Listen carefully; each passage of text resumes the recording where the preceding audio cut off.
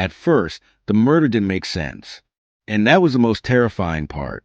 No broken window, no shattered glass, no forced door, just a quiet suburban kitchen, and a woman lying motionless on the floor. This wasn't the kind of neighborhood where murders happened. This was the kind of place where lawns were trimmed on Saturdays, where porch lights flicked on at sunset, where neighbors waved but rarely talked. The kind of place where nothing ever went wrong. Until it did. Laura Bennett was 34 years old, married, employed, predictable. The word everyone used was safe. She worked the same hours every day, took the same route to work, bought groceries on the same evenings, paid her bills early, locked her doors. She wasn't reckless.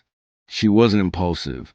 She was careful, which is why, when she didn't show up for work on a Tuesday morning, people noticed immediately. Laura was never late.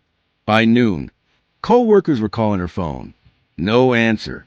By 1 o'clock, her supervisor drove past her house. Her car was still in the driveway.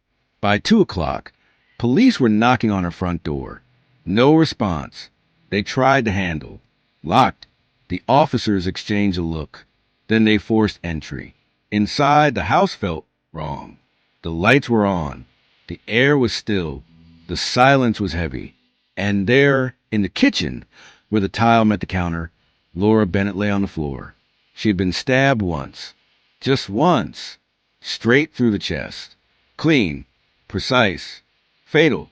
There was no trail of blood through the house. No overturned chairs. No shattered objects. No signs of a fight. It looked almost peaceful. Too peaceful. Her purse sat on the counter. Cash still inside. Her phone was plugged in, charging. Her wedding ring was still on her finger. Nothing had been taken. Nothing had been disturbed. It didn't look like a crime scene. It looked like someone had pressed pause on her life. And that terrified investigators. Because crimes without chaos are usually hiding something far worse. The first question was obvious. Who would want Laura Bennett dead? Detectives dug into her life. No enemies. No secret relationships. No financial problems. No online drama. She wasn't involved in drugs. She wasn't hiding anything. She wasn't running from anyone. Friends describe her as kind, quiet, and careful. The kind of woman who double-checked the stove before bed. The kind of woman who didn't open her door to strangers. So, how did someone get inside? The focus immediately turned to her husband, Mark Bennett, a man who looked like he'd aged 10 years overnight. Mark had already left for work when the murder happened. Security footage showed him entering his office building at 7:42 a.m. His co-worker saw him. His phone location matched. There were no gaps, no inconsistencies. During questioning, Mark didn't argue. He didn't get defensive. He didn't try to outsmart anyone. He just collapsed, not dramatically, quietly, like a man whose world had already ended. Within days, police ruled him out. And that's when the case began to fall apart. Without forced entry, detectives believed Laura had known her killer. But the list of people who regularly entered her home was painfully short. Family lived out of state. Friends rarely visited. Neighbors saw nothing. No strange vehicles. No arguments. No screams. Weeks passed. Then months. Evidence was collected, tested, retested. No usable DNA. No fingerprints that didn't belong. No murder weapon. No witnesses. No confession. The case went quiet. Too quiet. Laura's photo was moved from the active board to the cold case file. Another name on a growing list. Another woman lost without answers. Another killer walking free. Almost 1 year later, the file landed on a different desk. Detective Angela Morris. She was known for patience, for reading between lines, for seeing things everyone else missed because they were too busy looking for something louder. She didn't skim the file. She didn't jump ahead. She read every page slowly. And one detail stopped her cold. Laura had been stabbed once. Not repeatedly. Not violently. Not emotionally. Once. Directly through the heart. Morris had seen crimes of passion. This wasn't one of them. This was controlled. Measured. intentional. Then she noticed something no one else had questioned. The angle of the wound. The blade had traveled slightly upward. That meant one of two things. Either the attacker was significantly shorter than Laura, or Laura was lower than the attacker. That detail wasn't mentioned anywhere else. No one had followed it. Morris closed the file and drove to the house. The kitchen looked ordinary. Too ordinary. But Morris didn't stand. She knelt, and that's when she saw it. A faint depression in the floor mat near the counter. Not a footprint. A knee. Someone had knelt there. Laura hadn't been standing. She hadn't been running. She hadn't been fighting.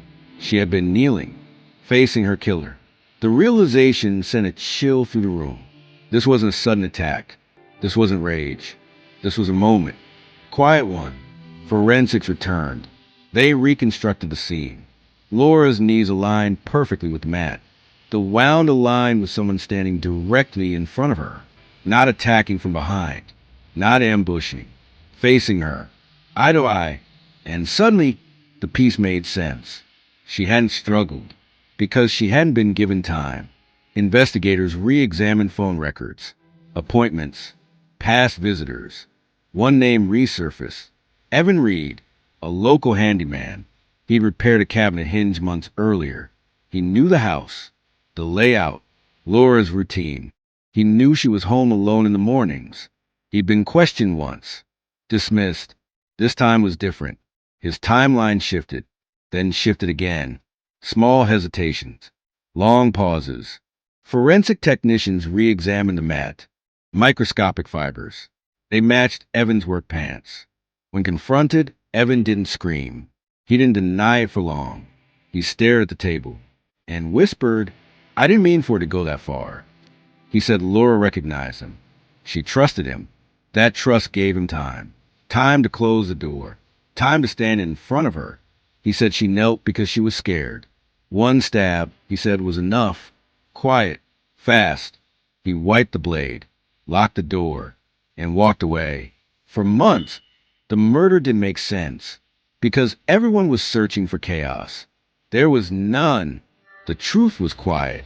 It waited in a bend of the body, a mark on a mat, a detail overlooked. Laura Bennett's killer wasn't caught because something new was found. He was caught because someone finally looked closer.